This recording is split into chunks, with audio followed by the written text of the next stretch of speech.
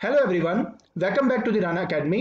तो last class के अंदर हमने already motion in one dimension का जो बी पार्ट था उसको स्टार्ट कर लिया था। उसके अंदर मैंने आपको बताया था डिस्प्लेसमेंट टाइम ग्राफ। आज के लेक्चर के अंदर हमने स्टार्ट करना है वेलोसिटी टाइम ग्राफ के बारे में। देखिए, जब हम बात करते हैं वेलोसिटी टाइम ग्राफ की तो हम उससे दो चीजें फाइंड आउट करते हैं। पहली, जिसको हम कहते हैं डिस्टेंस या डिस्प्लेसमेंट, और दूसरा होता है आपका एक्सेलरेशन। वीडियो लंबी ना हो जाए, इसलिए आज के लेक्चर के अंदर मैं सिर्फ पहला पार्ट समझाऊंगा, मतलब कि वेलोसिटी टाइम ग्राफ से हम कैसे डिस्टेंस या डिस्प्लेसमेंट को कैलकुलेट कर सकते हैं। तो बिना कोई टाइम वेस्ट किए चलिए शुरू करते हैं। ऑलराइट, तो आज हमने जो डिस्कस करना है वो है हमारा वेलोसिटी टाइम ग्राफ।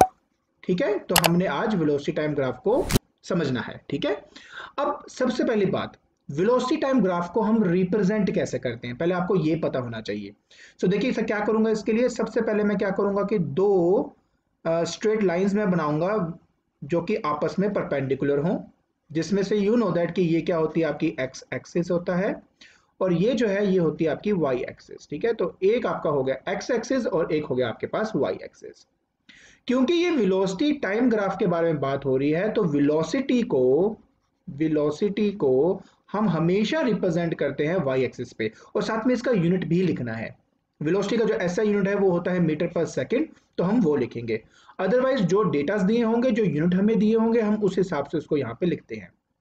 ठीक है, और इसके बाद हम यहाँ क्या करेंगे, इस पे एक एरो लगाएंगे ऊपर की तरफ, जो ये रिप्रेजेंट करता है कि जैसे जैसे आप ऊपर जाओगे वेलोसिटी की वैल्यू बढ़ती जाएगी।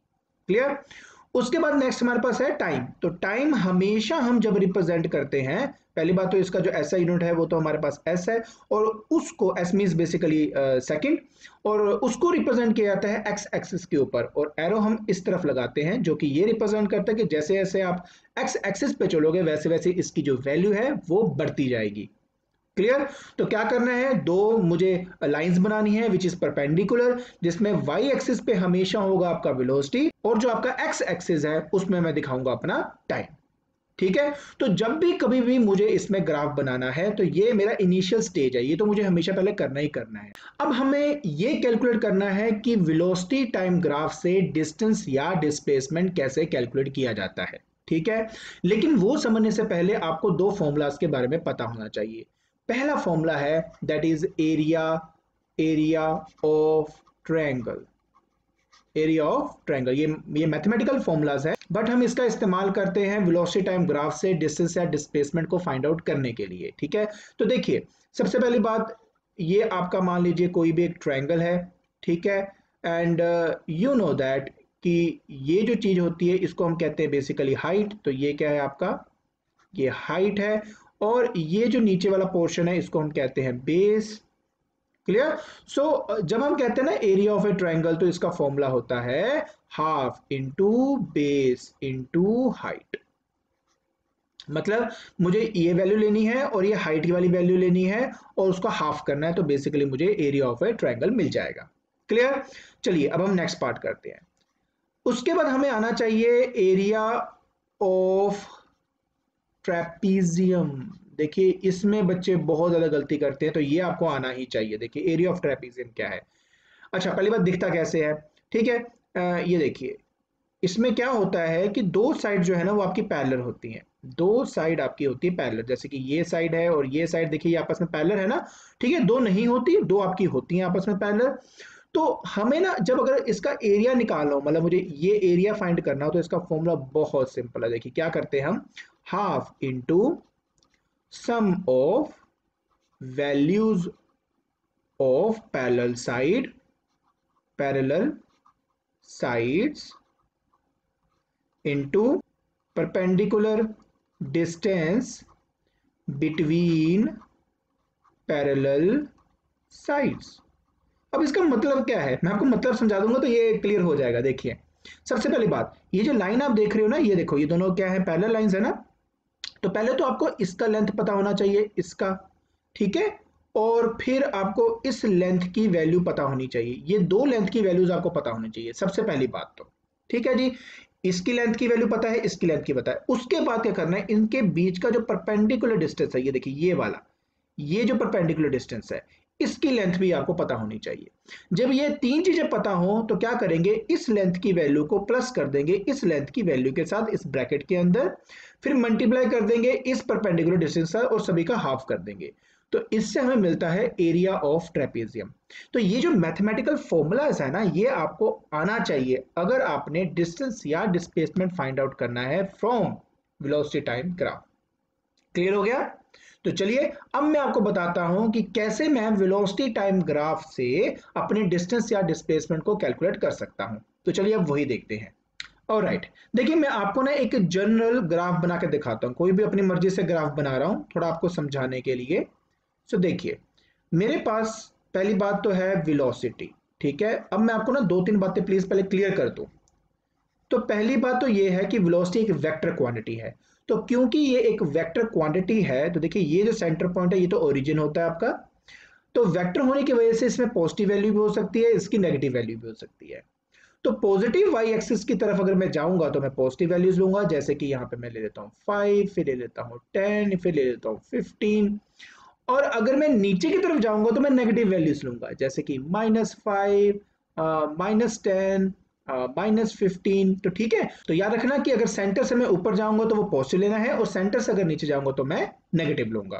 क्लियर इतनी बात? ऑलराइट, सो टाइम जो है वो तो हमेशा पॉजिटिव होता है ना, तो इसलिए वो हमेशा जब भी हम बनाते हैं वो इसी साइड बनाते हैं, ऐसे जो टाइम है वो हमेशा आपका ऐसे दिखेगा। ठीक है, तो ये आपका टाइम को रिप्रेजेंट करते हैं हम सेकंड में और हम ऐसे रिप्रेजेंट कर देते हैं। क्लियर हो गया? अब पता क्या कर रहा हूं मैं, अपनी मर्जी से कुछ भी बना रहा हूं आपको समझाने के लिए, ठीक है। जैसे कि मान लेते हैं कि मेरा ग्राफ जो है वो ऐसा सा है, ठीक है, ये सीधा जा रहा है, फिर ऐसे नीचे से गया, ठीक है, फिर मान लेते हैं कि ये देखो ऐसे गया, फिर मान लेते हैं ऐसे गया, फिर ऐसे गया, तो मतलब अपनी मर्जी से मैं कुछ भी बना रहा हूँ, ठीक है जी। तो ये कुछ ऐसा जनरल सा आपके पास एक ग्राफ बन गया है, ठीक है जी। अब आप देख सकते हो यहाँ पे क्या है। सबसे पहले अगर आप ध्यान से देखो तो मेरे पास यहाँ पे तीन फिगर्स है। एक तो ये फिगर 1 है, ये देख रहे हो ये वाला जो कि दिखने में क्या है, ट्रेपीजियम। एक ये है, ठीक है, जो दिखने में क्या है, ट्रायंगल। और एक ये है, ये दिखने में क्या है, ये है आपका एक फिर से ट्रेपीजियम, ठीक है।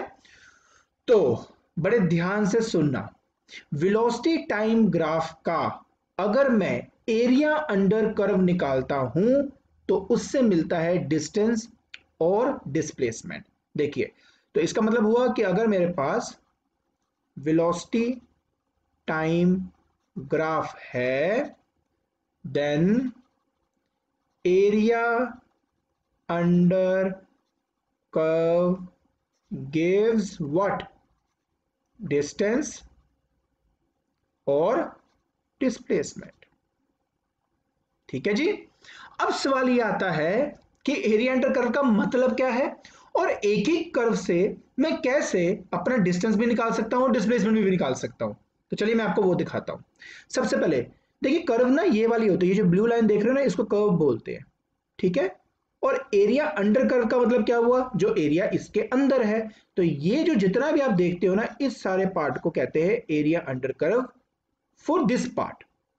अगर मैं 2 की बात करूं एरिया अंडर कर्व, देखिए ये लाइन यहां पे इनक्लोज होता है तो एरिया अंडर कर्व इसका मतलब होता है ये वाला। और अगर मैं इसकी बात करता हूं तो एरिया अंडर कर्व का मतलब होता है आपका ये वाला। तो ये है वो एरिया अंडर कर्व जिसके बारे में बात हो रही है। तो ये क्या है, मेरा फर्स्ट है, ये मेरा सेकंड है और ये मेरा थर्ड है। इतनी बात क्लियर होगी? तो एरिया अंडर कर्व का मतलब होता है area enclosed by the curve, area enclosed by the curve. अब क्या करना है मेरे को, तो अब क्या करना है मेरे को, देखिए क्या करना है। सबसे पहले ना ये जो तीन फिगर्स आपको दिखती है ना इसका हम एरिया अंडर कर्व निकाल लेते हैं। कैसे, ये ट्रेपीजियम है ना, मैं मान लो इसका एरिया निकाल लेता हूं, तो वो मान लेते हैं A1 आया। फिर मैं इसका एरिया निकालता हूं, ये मान लीजिए A2 आया।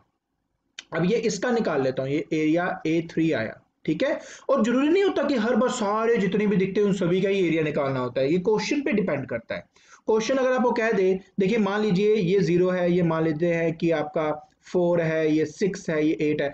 अगर वो कहता है कि find the distance travel by the body from 0 to 6 seconds, तो देखिए 0 से 6 के बीच में ये दोनों आ रहे हैं, फिर मैं इन दोनों को यूज करूंगा।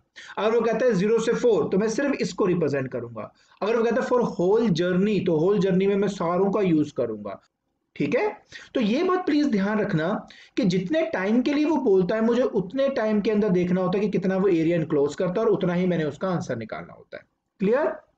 अच्छा, तो मान लीजिए मैं पूरी जर्नी का पूछ रहा है, मान लो वो 0 से 8 सेकंड के लिए ही मुझे पूछ रहा है, तो मैं क्या करूंगा? तो मैं ना इन सब का एरिया फाइंड करूंगा, इसका इसका इसका। अब अगर तो मुझे निकालना है डिस्टेंस, क्या निकालना है? डिस्टेंस। तो डिस्टेंस आपको पता नहीं स्केलर क्वांटिटी है और कभी नेगेटिव नहीं होती, तो मैं करूंगा इन सब को ऐड कर दूंगा, तो that will be a1 plus a2 plus a3। तो जब इन तीनों को मैं ऐड करूंगा ना तो मुझे क्या मिल जाएगा? डिस्टेंस। लेकिन अगर मुझे डिस्प्लेसमेंट पता करनी है तो यू नो दैट कि displacement is a vector quantity, तो उसमें पॉजिटिव वैल्यू भी होती है और नेगेटिव वैल्यू भी होती है। तो गाइस ये जो आपकी वाई एक्सिस के ऊपर ये जो दो दिख रहे हैं 1 एंड 3, ये कहाँ है? ये वाई एक्सिस की तरफ है, पॉजिटिव वाई एक्सिस तरफ, तो इनके एरिया हमेशा पॉजिटिव लेने हैं। और जो भी आपका ग्राफ नीचे की तरफ जाता है जो कि नेगेटिव वाई एक्सिस की तरफ जाता है उसका एरिया हमेशा नेगेटिव लेना होता है। मतलब I will do a1 minus a2 plus a3। तो जो भी आंसर आएगा वो होगा आपका डिस्प्लेसमेंट। आई होप आपको ये समझ में आ गया होगा कि वेलोसिटी टाइम ग्राफ जो है उससे हम कैसे डिस्टेंस या डिस्प्लेसमेंट को फाइंड आउट करते हैं। तो चलिए एक काम करते हैं ना, एक एग्जांपल देखकर उसके अंदर डिस्टेंस और डिस्प्लेसमेंट को कैलकुलेट करके देखते हैं कि क्या आता है। तो चलिए अब हम एक एग्जांपल देखते हैं। ऑलराइट, अब आप देखिए आपके सामने एक वेलोसिटी टाइम ग्राफ ऑलरेडी बना हुआ है, जिस ग्राफ के अंदर आप देख सकते हो कि मेरे पास तीन फिगर्स है। एक तो देखिए ये वाली फिगर है मेरे पास, इसको मैं नाम देता हूं फिगर 1। एक ये मेरे पास है दैट इज फिगर 2, और एक ये दे देता हूं जिसका नाम है फिगर नंबर 3। तो मेरे पास क्या है? तीन फिगर्स है, एक ये और एक ये। और देख सकते हो कि ये वाला जो है, ये वाला जो है ये एक ट्रायंगल है, ये दोनों क्या है? ट्रेपीजियम है। ठीक है, इसमें से ये दोनों पॉजिटिव वाई एक्सिस की तरफ है और ये वाला नेगेटिव वाई एक्सिस की तरफ है। चलिए एक काम करते हैं, जल्दी से ना इसका आंसर निकालते हैं, तब आपको समझ में आएगा कैसे करना है। तो चलिए सबसे पहले मैं एरिया ऑफ फर्स्ट फिगर निकालता हूं, मतलब मैं निकालने लगा हूं area of A B and C. ठीक है, दिखने में क्या है? दिख रहा है वो आपको क्या? एक ट्रायंगल दिख रहा है। तो half into base into height, तो हाफ इंटू बेस। तो बेटा देखो ये ट्रायंगल पूरा है आपका, तो बेस क्या हुआ? इसकी लेंथ, ये लेंथ की बात हो रही है। तो देखो ये 0 है, ये 4 है, 4 माइनस 0 करेंगे कितना आया? 4 आया ना। तो इसका जो बेस है ना वो आप क्या लेंगे? 4 लेंगे। मैं एक काम करता हूँ, पहले मैं लिख देता हूँ बेस इंटू हाइट। तो देखिए यहाँ पे आएगा हाफ, इसका a1 दे देता हूँ नाम, थोड़ा इजी रहेगा समझना। हाफ इंटू बेस, बेस कितना है? 4 का। और हाइट क्या है? हाइट मतलब क्या हुआ? देखिए हाइट है ये देखो ये आपकी हाइट है, this one is your height. क्योंकि वर्टिकल देखना है तो वर्टिकल के सामने वाला देखना है। तो बी के सामने क्या दिया? 5 ना। तो 5 माइनस 0 करूंगा तो आंसर क्या आएगा? 5 आएगा। तो जो आपकी हाइट है वो क्या है? अपने लेनी है यहाँ पे 5 लेनी है। तो देखिए मैं इसको कैंसिल करूंगा, यहाँ पे 2 आ जाएगा और इसका जो आंसर है वो आ जाएगा मेरे पास 10। क्योंकि ये मीटर पर सेकंड है और ये टाइम जो है सेकंड में है, तो आंसर आपका मीटर में आ जाएगा। क्लियर हो गया आपका? देखिए ना, यहाँ पे मैं 5 को मीटर पर सेकंड डालूंगा, यहाँ पे 4 सेकंड डालूंगा, सेकंड मीटर पर सेकंड के सेकंड को कैंसिल कर देगा, तो मीटर में आ जाएगा आपका। तो ये A1 आ गया। चलिए बात करते हैं A2 की। A2 की अब देखो दिखने में क्या आता है? दिखने में ये एक ट्रेपीजियम है। तो देखिए half of sum of parallel side, half of into sum of value of parallel side, ठीक है, into perpendicular distance between parallel sides. यही है ना आपका? तो देखिए कैसे करेंगे। तो ऐसे करता हूं मैं, इसको यहां कर देता हूं। देखिए यहां पे लिखा है A2 इज इक्वल टू, कहता है half of sum of parallel side. तो पहले आपको पैरेलल साइड दिखाता हूं। देखिए ये है आपका पैरेलल साइड, ये और ये है आपके पैरेलल साइड। तो अब इनकी वैल्यूज ढूंढनी है मैंने। ठीक है, अब देखिए यहाँ पे क्या दिया हुआ है आपको? यहाँ पे वैल्यू दी हुई है 9, दी हुई ना आपको 9 यहाँ पे। ठीक है, और उसी तरह अगर आप ध्यान से देखें तो ये जो है ये देखो ये आपको वैल्यू दी हुई है 4। इन दोनों के बीच में क्या है? लेंथ है। तो 9 माइनस 4 कितना हुआ आपका? 5। क्लियर? चलिए अब हम बात करते हैं इसकी। जब मैं ई की बात करता हूं तो ई कहाँ है? 8 के जस्ट नीचे, तो ये 8 की वैल्यू है। और क्योंकि मैं देखो हॉरिजॉन्टल है ना, तो हॉरिजॉन्टल वैल्यूज लूंगा मैं। और डी जो है 5 के जस्ट नीचे है। तो 8 माइनस 5 कितना आया? 3 आ गया। ठीक है, सो देयरफॉर आपका आ जाएगा half into sum of parallel side, मतलब 5 प्लस 3। है ना। Distance between parallel side, no distance, perpendicular distance, right. तो देखिए ये वो परपेंडिकुलर डिस्टेंस है जिसके बारे में बात हो रही है इन दोनों के बीच का। और देखिए अब मैं वर्टिकल देख रहा हूं तो मैं वर्टिकल वैल्यू उठाऊंगा, ये देखो वर्टिकल वैल्यू। और प्लस माइनस का अभी आपने ध्यान नहीं देना, आप सिंपल एरिया निकालो, एरिया हमारा स्केलर होता है तो मुझे पॉजिटिव वैल्यूज रखनी होती है अभी के लिए। तो देखिए ये जस्ट इसके सामने देखो 5 है ना, वर्टिकल लाइन की लेंथ है ना 5 है। सो मैं यहाँ पे क्या करूंगा, इसको 5 से मल्टीप्लाई कर दूंगा। तो यहाँ पे क्या आ जाएगा, हाफ इंटू 5 प्लस 3 8 इंटू 5।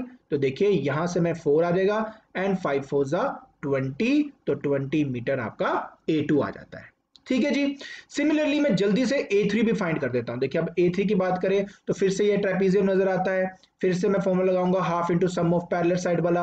अब इसमें पैरेलल साइड कौन सी, देखिए एक तो ये वाली है और दूसरी ये वाली है ना, ये दोनों पैरेलल साइड है।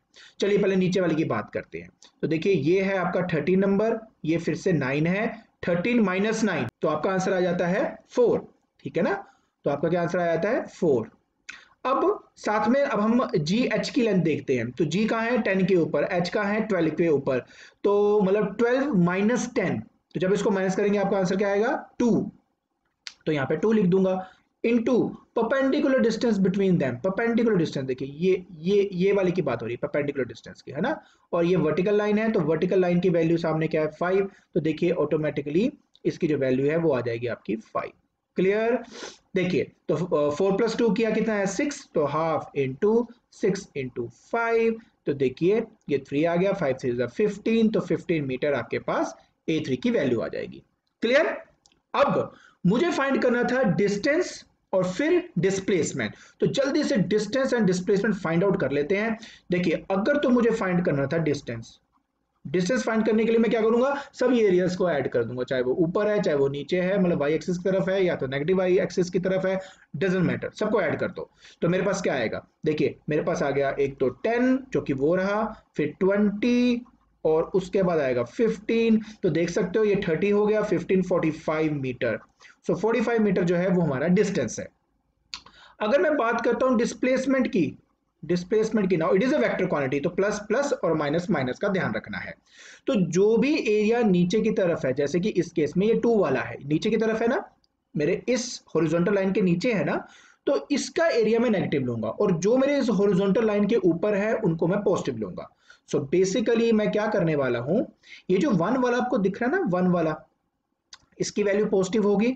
ये जो 3 वाला है इसकी वैल्यू पॉजिटिव होगी, बट ये जो A2 है ना इसकी वैल्यू नेगेटिव होगी, बस इस बात का आपने ध्यान रखना है। सो देखिए क्या आ जाएगा 10 प्लस 15 माइनस क्या कर दूंगा 20। क्लियर। तो देखिए ये आ जाएगा 25, 25 माइनस 20 आंसर आ गया 5 मीटर। तो ये है आपका डिस्प्लेसमेंट। आई होप आपको समझ में आ गया होगा कि कैसे वेलोसिटी टाइम ग्राफ से हम डिस्टेंस या डिस्प्लेसमेंट को कैलकुलेट करते हैं। ठीक है, तो आज के लेक्चर के अंदर हमने ये स्टडी किया कि पहली बात तो वेलोसिटी टाइम ग्राफ को बनाते कैसे हैं, ठीक है। उसके बाद हमने ये स्टडी किया कि उसी वेलोसिटी टाइम ग्राफ से हम डिस्टेंस या डिस्प्लेसमेंट को कैसे कैलकुलेट करते हैं। तो आज के लेक्चर में तो हमने सिर्फ यही स्टडी करना था। कल के लेक्चर के अंदर, मतलब जो नेक्स्ट क्लास में मैं आपका लेक्चर लूंगा, उसके अंदर आपको सिखाऊंगा कि वेलोसिटी टाइम ग्राफ से हम एक्सेलरेशन कैसे फाइंड आउट करते हैं, और different different graphs of velocity time graph हमें क्या रिप्रेजेंट और हमें क्या बताते हैं। क्लियर। तो आज के लिए बस इतना ही। Thank you so much.